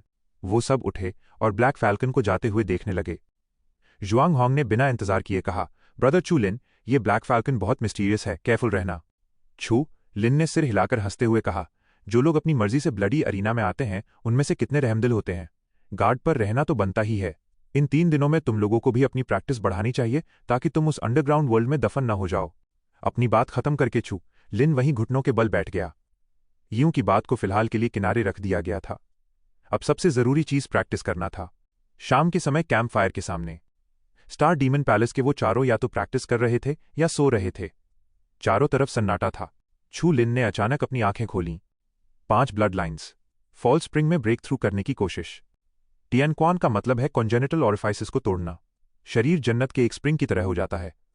जीन एनर्जी को धीरे धीरे इकट्ठा करने की जरूरत नहीं होती, बल्कि वो तेजी से रिप्लेनिश हो जाती है। इसलिए टियानक्वान एनवायरनमेंट के स्ट्रांग लोगों की एनर्जी कभी ना खत्म होने वाली लगती है और वो अक्सर एक नेचुरल डिजास्टर बन जाते हैं। फॉल्स स्प्रिंग वो कंजेनिटल ऑरिफिस है। हालांकि इसका खुलना एबनॉर्मल होता है, लेकिन ये एबनॉर्मल तरीके से ब्लॉक भी हो जाता है। इसके बाद वक्त के साथ इसे धीरे धीरे साफ किया जा सकता है। इसमें 10 साल से ज़्यादा या फिर 1-2 साल का कम वक्त भी लग सकता है, और फिर ये नेचुरली उस रुकावट को तोड़ देगा। लेकिन टियानक्वान क्रिस्टल अपने साथ इरिगेशन का असर लेकर आता है। इसमें बिना वक्त लगाए तुम तुरंत फॉल्स स्प्रिंग को पार करके सीधे टियानक्वान रेल्म तक पहुंच सकते हो। टूट जा। छू लिन का खून उबलने लगा। उसका गोरा चेहरा पलक झपकते ही लाल होकर एक लॉबस्टर जैसा हो गया और उसके सिर से धुंध निकलने लगी। हेवन और अर्थ एक्यूपॉइंट ऑरिफिसेस। अंधेरे में ऐसा लग रहा था जैसे कोई ग्वान क्याओ धीरे धीरे खुल रहा है। हालांकि छू लिन का दिमाग उसके पूरे शरीर को एक्सप्लोर कर चुका था। उसका मांस और खून उबल रहा था और उसके पोर्स खिंच रहे थे, पर उसे वो लेजेंडरी कंजेनिटल ऑरिफाइस कहीं नहीं मिला। पफ। शरीर के अंदर एक आवाज हुई और 5 ब्लड वेसल्स अब अलग नहीं थीं, बल्कि मिलकर एक ग्रुप बन चुकी थीं। शरीर में खून लगातार दौड़ रहा था। उस दिन वो अर्थ एक्यूपॉइंट ऑरिफिसेस धीरे धीरे खुल गए। हुआ। एनर्जी की एक तेज लहर सीधे हवा में उठी और उस शानदार फ्लक्चुएशन ने सबका ध्यान चू लिन की तरफ खींच लिया। सबको समझ आ गया कि किसी ने हेवन और अर्थ के होल को ब्रेक थ्रू कर लिया है और वो फॉल्स स्प्रिंग में प्रमोट हो गया है। फिर एक एक करके सबने अपना ध्यान हटा लिया। ये तो बस एक फॉल्स स्प्रिंग था। आयरन एंड स्टील सिटी में पता नहीं ऐसे कितने स्प्रिंग्स थे। यहां अनगिनत फेक टियानक्वान वॉरियर्स मौजूद थे, इसलिए एक अकेले फेक टियानक्वान ने ज्यादा लोगों का ध्यान नहीं खींचा। यहां बहुत सारे लोग हैं, इसलिए टियानक्वान में प्रमोट होने के लिए ये जगह सही नहीं है। चू लिन खड़ा हुआ और उसने आयरन एंड स्टील सिटी की तरफ देखा। अभी कुछ देर पहले ही न जाने कितने लोगों की कॉन्शियसनेस उसकी तरफ प्रोजेक्ट हुई थी। अगर चू लिन बिना सोचे समझे वो बड़ा टियानक्वान क्रिस्टल बाहर निकाल ले, तो क्या टियानक्वान के स्ट्रांग लोग उसे देखकर लालच में नहीं आ जाएंगे? टियानक्वान क्रिस्टल की वैल्यू टियानक्वान कोएगुलेंट से 100 गुना ज्यादा थी। किसी शांत जगह के मिलने का इंतजार करना होगा। सिटी ऑफ स्टील के साउथ में ड्रैगन्स और स्नेक्स का टेरेन ऊपर की तरफ बढ़ रहा था। ब्लड रेड रॉक की उस खड़ी ढलान पर अचानक एक पतली सी खाई दिखाई दी। जमीन के ऊपर मौजूद ब्लड रेड रॉक और रेत से अलग उस गहरी खाई की दोनों दीवारें डार्क ब्लू क्रिस्टल फ्रैगमेंट से ढकी हुई थीं। वाओ! डिंग यान की आंखें चमक उठीं और वो खुद को रोक नहीं पाई। उसने रॉक वॉल से एक छोटा सा टुकड़ा तोड़ लिया। ये बस लूमिनस क्रिस्टल है, ये किसी काम का नहीं है, जो लियांग ने उसे टोकते हुए कहा। तुम अपना काम करो। डिंगयान ने आंखें घुमाई और कुछ अच्छे खासे ब्लू क्रिस्टल्स उठाकर अपने नैनो कंप्रेसर में डाल लिए। चू लिन का सेंस ऑफ ह्यूमर और टैक्टाइल परसेप्शन उसे हंसने पर मजबूर कर रहा था। अगर डिंगयान को इन ब्लू क्रिस्टल्स का सच पता चल जाए तो शायद वो इन्हें बहुत दूर फेंक देगी। खाई की रॉक वॉल में बहुत सारे छेद थे। उन छेदों में घने और ना दिखने वाले छोटे पटी इंसेक्ट्स भरे थे। उनका वेस्ट मटेरियल ही रॉक वॉल पर जमकर अंडरग्राउंड वर्ल्ड की रोशनी का मेन सोर्स बनता था, जिसे रॉक वॉल क्रिस्टल कहते थे। रॉक वॉल क्रिस्टल में कार्बन और Na सब्सटेंसेस बहुत ज्यादा होते हैं जिन्हें रॉक पटी इंसेक्ट्स डाइजेस्ट नहीं कर पाते। ये क्रिस्टल्स ना सिर्फ अंडरग्राउंड लुमिनेसेंट मटेरियल्स थे, बल्कि पूरे अंडरग्राउंड फूड चेन का बेस भी थे। सुना है कि अरीना चुने जाने से पहले ब्लड स्टार 2 सिविलाइजेशंस में बटा हुआ था, एक अबव ग्राउंड सिविलाइजेशन और दूसरी अंडरग्राउंड सिविलाइजेशन। दोनों तरफ के लोगों ने एक दूसरे से लड़ाई की, लेकिन आखिर में वो सब म्यूटेंट क्रीचर्स के हाथों मारे गए। ये सच में बहुत अफसोस की बात है। ब्लैक फैल्कन पहाड़ी की तरफ से बाहर आया। उसके चेहरे पर एक स्कार्फ था और उसने एक स्मार्ट ब्लैक रोब पहना हुआ था। वो कूद कर छू लिन के सामने आ गया। बदकिस्मती से ब्लैक फैल्कन ने चाहे कितने भी एलिगेंट और हैंडसम कपड़े पहने हों, उसकी भारी आवाज उसकी 30 साल की उम्र को छुपा नहीं सकती थी। तुम जल्दी आ गए, ब्लैक फैल्कन हंसा। ब्लैक फैल्कन के पीछे कुछ और लोग भी थे। सबसे आगे लंबे पर्पल बालों वाली एक औरत थी। उसकी खूबसूरत आंखें ठंडी और लंबी थीं, जो लोगों को एग्रेशन का एहसास कराती थीं। False spring? क्या इसी का नाम चू लिन है? उस पर्पल बालों वाली औरत ने ब्लैक फैल्कन की तरफ देखा। ब्लैक फैल्कन भी थोड़ा हैरान था। क्या इसने इतनी जल्दी ब्रेक थ्रू कर लिया? उसने सिर हिलाकर कहा, पर्पल मून भले ही ब्रदर चू लिन का स्टेट थोड़ा कम है, लेकिन उसके पास अजीबोगरीब सीक्रेट स्किल्स और ब्लड एबिलिटीज हैं जिनसे बचना बहुत मुश्किल है। इसके अलावा ब्रदर चू लिन एक सिंसियर इंसान है। उसे अपनी टीम में इन्वाइट करके मुझे तसल्ली मिली है। जैसी तुम्हारी मर्जी। पर्पल मून ने अपना सिर घुमाया और उसकी आंखें नीली रोशनी से भरी उस वैली की गहराई में देखने लगीं। अगर सब ठीक है तो हमें जल्दी आगे बढ़ना चाहिए। किसी को नहीं पता कि अंदर कितनी चीजें हैं। अगर किसी ने हमसे पहले बाजी मार ली तो हमारी सारी मेहनत बेकार हो जाएगी। इसके बाद जियुए ने अपने कदम बढ़ाए और नीली रोशनी से ढकी उस वैली के अंदर चली गई। उसके पीछे खड़े सभी लोग भी तेजी से उसके पीछे चले गए। ब्लैक फैल्कन के चेहरे पर माफी वाले भाव थे। पर्पल मून थोड़ी स्ट्रेट फॉरवर्ड है, लेकिन वो दिल की बुरी नहीं है। साथ रहोगे तो समझ जाओगे। छू लिन को ऐसा नहीं लगा। खैर, ये तो बस एक सिंपल कोऑपरेशन था। अगर बात नहीं बनी तो भी कोई बड़ी बात नहीं थी। चलो हम भी चलते हैं। ओह, ब्लड स्टार के अंडरग्राउंड लोग बहुत पहले ही मर चुके थे और अब स्ट्रेंज बीस्ट्स इस अंडरग्राउंड दुनिया के नए मास्टर्स थे। उन्हें अपने घरों में घुसपैठ का एहसास हो गया था। वो स्ट्रेंज बीस्ट्स पागलों की तरह एक दूसरे से टकराते हुए इकट्ठा हुए और दहाड़ मारते हुए उन पर हमला कर दिया। मारो! हर तरह की जेनेटिक एनर्जी फट पड़ी और टिड्डियों की तरह एलियन एनिमल्स की लहरें जमीन पर गिरने लगीं। यहाँ के मॉन्स्टर्स ब्लू स्टार के मॉन्स्टर्स से कहीं ज्यादा खूंखार और खून के प्यासे थे। भले ही ये लोग पावरफुल थे, लेकिन अब उनके लिए टिकना मुश्किल हो रहा था। जुआंग होंग और बाकी 3 लोग कमजोर थे, इसलिए वो बस मायूस चेहरा लिए भीड़ में छुप सकते थे। वो किसी तरह अपनी तरफ आने वाले छोटे स्ट्रेंज एनिमल्स को मार रहे थे, लेकिन फिर भी वो घायल हो गए। ब्लैक फैल्कन ने कैनियन की तरफ देखा। वहां ना सिर्फ हर तरह के फॉरेन एनिमल्स थे, बल्कि उनके कंकाल भी पड़े थे। इतने सालों से ब्लड स्टार के खाली पड़े रहने के बाद यहां ना जाने कितने फॉरेन एनिमल्स इकट्ठा हो गए हैं। आगे कुछ हलचल है, हमें केयरफुल रहना होगा, चू लिन ने हल्का सा फ्राउन किया। छोड़ो, बस मारो। जियुए के हाथ में एक पर्पल कर्व्ड ब्लेड था। जब उसने अपना ब्लेड घुमाया तो हवा चीरने की तेज आवाज आई। गीले स्केल्स वाले मेंढक और कीड़े एक ही झटके में कटकर जमीन पर गिर पड़े। चलो! छू लिन ने उन सबको आवाज दी और एक एक करके उन्हें छेद के अंदर जाते देखा। वो सबसे आखिर में खड़ा था और उसने अपने पैरों के नीचे डार्क इन्फ्लेमेशन का एक गोला फेंक दिया। डार्क फायर इन्हें खा रही है। बैंग! अनगिनत फॉरेन एनिमल्स उस डार्क फ्लेम की आग में जलने लगे। उनकी दर्दनाक चीखों के बीच छू लिन ने तेजी से अपने कदम बढ़ाए और अपनी टीम के साथ आगे निकल गया। टनल पार करने के बाद एक बड़ा सा खुला हॉल था, जहां सैकड़ों लोग इधर उधर बिखरे हुए इकट्ठा थे। कौन है? उन 100 से ज्यादा लोगों ने किसी के आने की आहट सुनी और एक एक करके पीछे मुड़कर देखने लगे। हर किसी की ब्रेथ काफी स्ट्रांग थी। उस ग्रुप के बिल्कुल बीच में बाई वेनमाओ और हुआ वेंशन खड़े थे। ये रेड सन स्टार और स्टारफिश के लोग हैं। पर्पल मून ने फ्राउन किया। क्या इन्होंने भी इस ब्लडी कॉम्पिटिशन में हिस्सा लिया है? ब्लैक फैल्कन का दिल बैठ गया। ब्लड स्टार पर जितने ज्यादा मास्टर्स होंगे, उनके ब्लडी स्टोन पाने के चांसेस उतने ही कम हो जाएंगे। बाई वेनमाओ के साथ खड़े उन 2 लोगों की ब्रेथ बिल्कुल हुआ वेंशान जैसी है। गुफा के एंट्रेंस पर दूर खड़े होकर छू लिन को उन दोनों के बैकग्राउंड का अंदाजा लग गया था। ब्लैक फैल्कन की भौहें और सिकुड़ गईं। क्या इसका मतलब ये नहीं था कि यहां मिडिल टियानक्वान के 2 और स्ट्रांग लोग मौजूद हैं? नहीं, ब्लैक फैल्कन ने एक गहरी सांस छोड़ते हुए कहा। रेड सन स्टार और स्टारफिश हमसे अलग हैं। इन दोनों स्टार्स पर सिर्फ सोल्जर्स ही रहते हैं। प्लैनेट का अपर लेयर अपने लोगों को ब्लडी कॉम्पिटिशन में हिस्सा लेने के लिए पूरी तरह सपोर्ट करता है। वो इस ब्लडी कॉम्पिटिशन के बारे में हमसे ज्यादा जानते हैं। फेमिलियरिटी से क्या होता है? हर साल वेन्यूज अलग होते हैं और प्लेयर्स भी बदलते रहते हैं। उन्हें हराना हमारे हाथ में है। पर्पल मून की आवाज सख्त थी।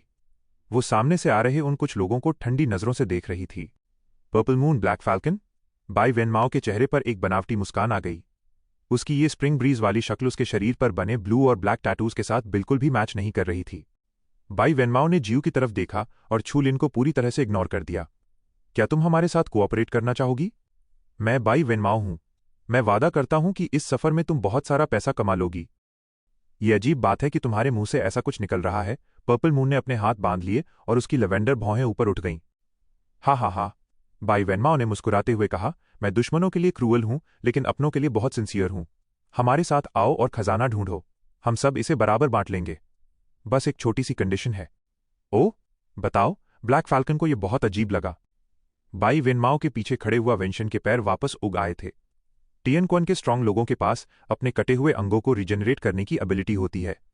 पता नहीं इन नए पैरों के लिए उसने कितने रिसोर्सेस खर्च किए होंगे। इस वक्त उसका गुस्सा भड़क उठा। सिर्फ एक कंडीशन। हुआ वेंशन ने अपने नए पैरों पर कदम रखा, जिनकी उसे अभी आदत नहीं हुई थी, और छू लिन की तरफ इशारा करते हुए कहा, इसे भगाओ यहां से। हम इसे यहां नहीं चाहते। ओ छू! लिन हंसा और अपने हाथ बांधकर ऐसे खड़ा हो गया जैसे उसे कोई फर्क ही नहीं पड़ता। छू लिन के आसपास खड़े वो चारों लोग हैरान रह गए।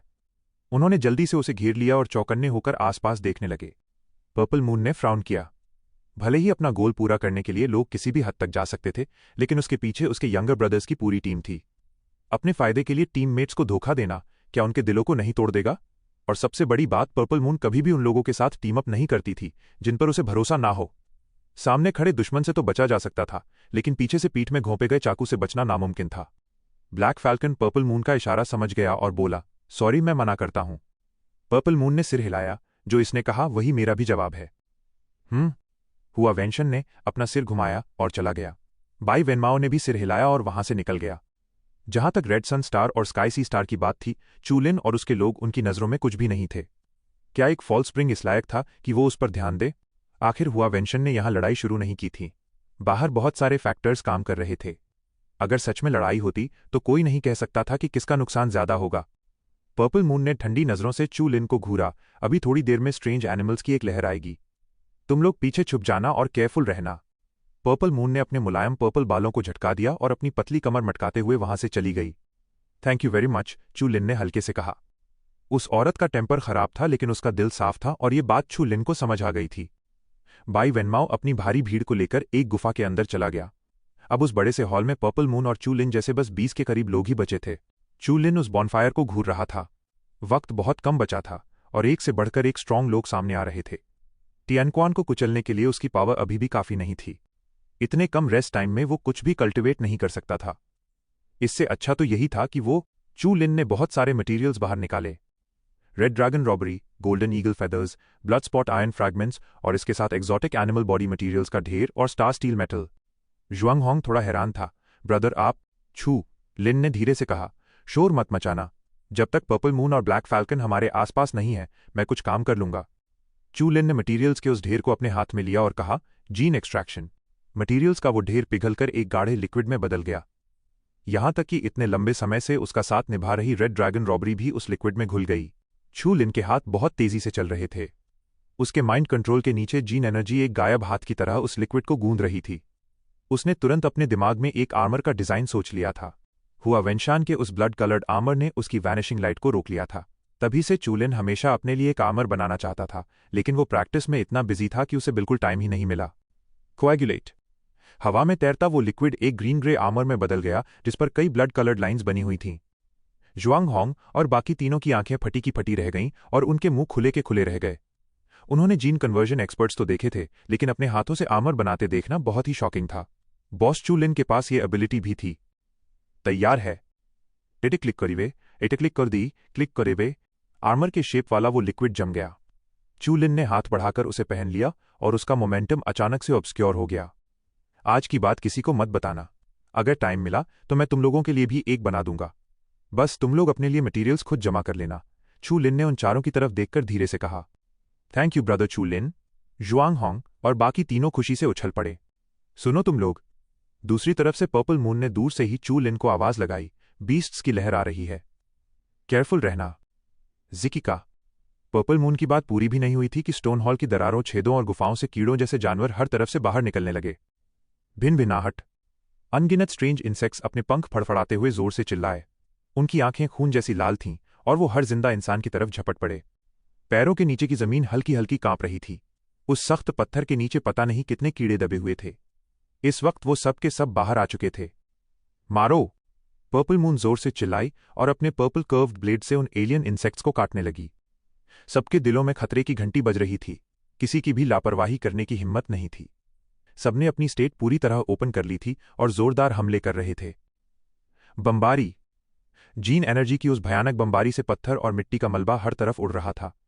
अनगिनत कीड़ों की लाशें धूल में बदल रही थीं, लेकिन उन्हीं के बीच जमीन फाड़कर और भी ज्यादा एक्सोटिक इंसेक्ट्स बाहर आ रहे थे। वो 20 से ज्यादा लोग उस टनल में भाग रहे थे। ये सच में अंडरग्राउंड लोगों की दुनिया थी। यहाँ की टनल्स बहुत कॉम्प्लिकेटेड थीं। थोड़ी थोड़ी दूरी पर स्टोन हॉल्स बने हुए थे। बीच बीच में टेबल के साइज जितने बड़े रॉक वॉल क्रिस्टल्स भी दिखाई दे रहे थे।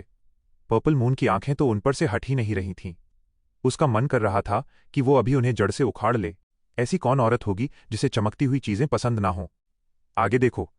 चू लिन ने फ्राउन किया। सामने से आने वाली ब्रेथ इतनी स्ट्रांग थी कि वो खुद भी थोड़ा डर गया। एक स्टोन पिलर के पास से घूमते ही लोगों के सामने एक बहुत बड़ी अंडरग्राउंड दुनिया आ गई। ये उस बंद गुफा जैसी बिल्कुल नहीं थी। समंदर की लहरों की तरह एक्सोटिक एनिमल्स की भीड़ उनकी तरफ बढ़ रही थी। बाई वेनमाओ की टीम उनके सामने जोरदार तरीके से लड़ रही थी। 6 विशाल मॉन्स्टर्स आसमान की तरफ देखकर जोर से दहाड़ रहे थे। G23 कैंप के बाहर मिले उस एशियन ड्रैगन बीस्ट से भी बड़े। इन जायंट एनिमल्स के शरीर हर तरह के छोटे कीड़ों से ढके हुए थे। कुछ ने अपने पंख फैलाए और फिर अपने शरीर से जहरीले डंक बरसाने लगे। ये स्ट्रेंज बीस्ट्स ब्लड की पावर से कहीं ऊपर हैं। इन्हें इंसानों की स्प्रिंग स्टेट के बराबर माना जा सकता है, ब्लैक फैल्कन ने भारी आवाज में कहा। जायंट मॉन्स्टर्स के शरीर बहुत बड़े होते हैं। अगर वो लड़ेंगे तो उन्हें इसी बात का फायदा मिलेगा। पर्पल मून ने एक गहरी सांस ली। सच में ऐसा ही था। बाय वेनमाओ, हुआ वेंशन, रेड सन स्टार और स्टारफिश के सपोर्ट के बावजूद वो जायंट बीस्ट अपने एक पैर से ही जमीन हिला रहा था। अगर वो हल्का सा भी छू लेता तो इंसान की पूरी बॉडी टूटकर बिखर जाती। डैमिट, इन जानवरों को संभालना बहुत मुश्किल है। रेड सन स्टार के लीडर टियन हाओकियोंग ने अपने सामने वाले उस जायंट स्नेक को जोरदार पंच मारा। उस सांप की गर्दन से खून और मांस उड़कर दूर जा गिरा और वहां एक गहरा घाव बन गया। लेकिन इसका कोई फायदा नहीं हुआ। उस जायंट स्नेक ने फुफकार मारी, अपना स्नेक स्कोर उगला और टियान हाओक्योंग को निगलने के लिए आगे बढ़ा। दहाड़! जायंट स्नेक ने जोरदार हमला किया, लेकिन उसके मुंह में सिर्फ गंदी रेत ही आई। टियान हाओक्योंग उस हमले से बाल बाल बच गया था। उसने पलटकर उस सांप की गर्दन को देखा। उसका उड़ा हुआ खून और मांस तेजी से भर रहा था। वो घाव आंखों के सामने इतनी तेजी से भर रहा था कि उसे साफ देखा जा सकता था। उस सांप के नए और नाजुक स्केल्स पर एक अजीब सी हरी रोशनी चमक उठी। डैमिट, ये 6 मॉन्स्टर्स बहुत बड़ी मुसीबत हैं। इन्हें मारे बिना हम आगे नहीं बढ़ सकते, स्काई एंड सी स्टार के लू टियनली ने गाली देते हुए कहा। उसकी आवाज अभी गूंजी ही थी कि हवा से एक ह्यूज हाथ ने उसे ऊपर से ढक लिया। बाई वेनमाओ ने अपने पीछे किसी की आहट सुनी। पीछे मुड़कर देखा तो पर्पल मून, ब्लैक फैल्कन और चूलिन एक गुफा से बाहर निकल रहे थे। उसने ब्लैंक होकर आसपास देखा। हा, मेरे पास एक प्लान है। बाई वेनमाओ की आंखें चमक उठीं। हुआ वेंशन, बाई वेनमाओ के तरीकों को सबसे अच्छे से जानता था। तुम कौन सा तरीका उस करने वाले हो? बाई वेनमाओ हंसा। खैर, नुकसान हमारा नहीं होने वाला है। तुम लोग अच्छे से छुप जाओ। ऊपर बाई वेनमाओ के हाथों में एक हल्की सी व्हाइट लाइट चमक उठी। 6 जायंट एनिमल्स और आसमान में छाई एग्जॉटिक एनिमल्स की पूरी भीड़ एकदम शांत हो गई। फिर वो पागलों की तरह दहाड़ते हुए बाई वेनमाओ की तरफ झपटे। उन 6 मॉन्स्टर्स ने अपने शिकार को छोड़ दिया और आगे बढ़ने लगे। उनके पैरों के नीचे आकर अनगिनत मॉन्स्टर्स मारे गए। उनका एक कदम पड़ता और कई जानवर कुचलकर घायल हो जाते या मारे जाते। उस पूरी जगह के सारे जानवर पागलों की तरह बाई वेनमाओ के हाथों में चमकते उस लाइट स्पॉट के पीछे भाग रहे थे। Strange animal guide. हुआ वेनशान ने मन ही मन तारीफ की कि ये डेथ डीमन स्टार की एक सीक्रेट स्किल थी जिसे सीखना बहुत मुश्किल था। इसमें डेथ डीमन स्टार की एक बहुत प्रेशियस चीज का इस्तेमाल होता था, fishy white wax. Exotic animals की भीड़ में इस फिशी ऐश का एक एक कण जान बचाने वाले टूल जैसा था। शुआ! बाई वेनमाओ ने अपने शरीर की जीन एनर्जी को जलाया, जिससे उसकी स्पीड एकदम से बढ़ गई और वो सीधा उड़कर चूलिन और बाकी लोगों के ऊपर आ गया। तो ये रहा तुम्हारे लिए एक गिफ्ट। हवा से नीचे गिरते उस व्हाइट लाइट ग्रुप को देखकर पर्पल मून एकदम से कांप उठी। केयरफुल रहना। आसमान अचानक रोशनी से भर गया और वो व्हाइट लाइट ग्रुप सीधे चूलिन और बाकी लोगों के ऊपर आकर फट गया। सब लोग उस अजीब सी बदबू वाली व्हाइट लाइट से पूरी तरह सन गए। दहाड़! लाखों स्ट्रेंज एनिमल्स पागल हो गए और एक एक करके पलटकर चूलिन और बाकी लोगों का पीछा करने लगे। चलो यहां से। बाई वेनमाओ हंसा और वापस उड़कर हुआ वेंशन के पास चला गया। ऐसा लग रहा था जैसे स्ट्रेंज एनिमल्स का उन लोगों से इंटरेस्ट ही खत्म हो गया हो। अगर गलती से कोई उनके सामने भी आ जाता तो वो बस अपना शरीर घुमाकर सीधा चूलिन की तरफ उड़ते रहते। टियन हाओक्योंग और लू टियनली ने घबराहट के साथ एक दूसरे को देखा। बाई वेनमाओ का तरीका सच में बहुत क्रूअल था। इसके बाद से उन्हें केयरफुल रहना होगा। वो सैकड़ों लोग फॉरेन एनिमल्स की उस लहर से बचकर आराम से भाग निकले, लेकिन चूलिन और बाकी लोग बुरी तरह फंस गए। इसका सबसे पहला शिकार पर्पल मून का एक साथी बना। सैकड़ों मच्छरों और दूसरे जानवरों के सामने फेक टियानक्वान का कल्टिवेशन किसी काम का नहीं था। एनर्जी के फटने से कुछ मच्छर जलकर राख हो गए, लेकिन और भी ज्यादा लंबे पैरों वाले मच्छर और जानवर उसकी तरफ झपट पड़े। पर्पल मून एल्डर सिस्टर, मेरी मदद करो। भागो! पर्पल मून जोर से चिल्लाई और तेजी से उनसे दूर होने लगी। वो दर्जनों लोग उस बड़ी सी जमीन पर जान बचाकर भाग रहे थे, लेकिन एग्जॉटिक एनिमल्स की उस लहर से वो कैसे बच सकते थे? छू! लिन ने एक गहरी सांस ली और कहा, मेरे पास आओ। लोगों को समझ नहीं आया कि उसने ऐसा क्यों कहा। चू लिन ने अपना हाथ आगे किया और लोगों के शरीर पर चमक रही वो लाइट हल्की पड़ने लगी। वो लाइट उनके शरीर से खिंचकर सीधे चू लिन के हाथों में जमा होने लगी। चू लिन, तुम ब्लैक फैल्कन ने उसे घूर कर देखा। क्या वो ये सब? चू लिन उस लाइट ग्रुप को हाथ में लेकर दूर उड़ गया।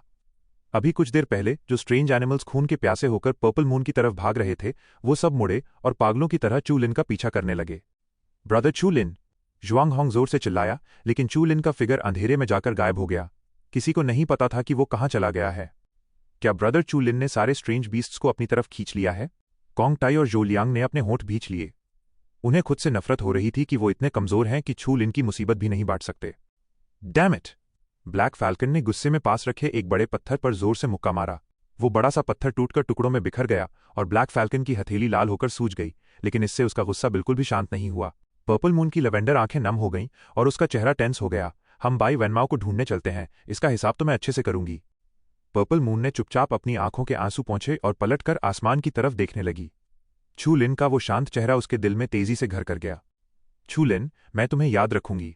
मैं तुम्हारा बदला जरूर लूंगी। डिंग डिंग डिंग डिंग। आसमान की ऊंचाई पर नुकीले मुंह वाले इंसेक्ट जैसे जानवर लगातार उसके आर्मर को पार करके उसे निगलने की कोशिश कर रहे थे। चू लिन की वो व्हाइट लाइट उन्हें पागलों की तरह अपनी तरफ खींच रही थी।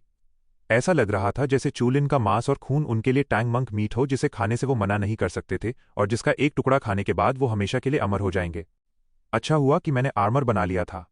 इतने सारे इंसेक्ट जैसे जानवरों को देखकर चू लिन का दिमाग सुन पड़ने लगा। अगर वो डार्क फायर से उन्हें जलाता भी रहे तो भी अपनी पूरी वाइटैलिटी जलाने के बाद भी वो इतने सारे स्ट्रेंज एनिमल्स को खाक नहीं कर पाएगा। Gene extraction. चू लिन लापरवाही करने की हिम्मत नहीं कर सकता था, इसलिए उसने उस डिस्गस्टिंग लाइट को खत्म करने के लिए जीन पैनल का इस्तेमाल किया। वो लाइट ग्रुप अचानक से सिकुड़ने लगा और देखते ही देखते चू लिन ने उसे आधे से ज्यादा साफ कर दिया। रुको, चू लिन को अचानक कुछ याद आया। वो उन जानवरों को ज्यादा दूर नहीं लाया था। अगर ये स्ट्रेंज बीस्ट्स वापस जाकर पर्पल मून का पीछा करने लगे तो क्या उसकी सारी मेहनत बेकार नहीं हो जाएगी? इन्हें थोड़ा और दूर ले चलता हूं। और चू लिन के चेहरे पर एक हल्की सी मुस्कान आ गई। इससे पहले उसने सिटी ऑफ स्टील में टियानक्वान में ब्रेक थ्रू करने की हिम्मत नहीं की थी, क्योंकि वहां बहुत सारे लोग थे। उसके पास टियानक्वान क्रिस्टल का इतना बड़ा टुकड़ा था जिसे देखकर किसी के भी मन में लालच आ जाता। वैसे तो चू लिन कभी मुसीबत से नहीं डरता था, लेकिन पागल कुत्तों की भीड़ से दौड़ाए जाने और कटवाने से बचना ही बेहतर था। चू लिन ने परसों ही फॉल स्प्रिंग में ब्रेक थ्रू किया था। उसने अभी तक कोई भी टाइम एक्यूमुलेट नहीं किया था। उसे नहीं पता था कि वो टियानक्वान क्रिस्टल का टुकड़ा उसके लिए काफी होगा या नहीं। चूंकि यहां इतने सारे एक्सोटिक एनिमल्स हैं तो अच्छा यही होगा कि मैं कुछ ब्लड क्रिस्टल्स जमा कर लूं। बुरे वक्त के लिए तैयारी रखना हमेशा सही रहता है। चू लिन ने जमीन पर रेंगते और लौटते हुए उस जायंट स्नेक और दूसरे जानवरों को देखा। ये स्ट्रेंज बीस्ट देखने में सबसे बड़ा लग रहा था और इसके शरीर में पक्का बहुत सारे ब्लड क्रिस्टल्स होंगे। तुम लोगों से निपटना कितना आसान है, जिन्हें कंगफू इस्तेमाल करना तक नहीं आता।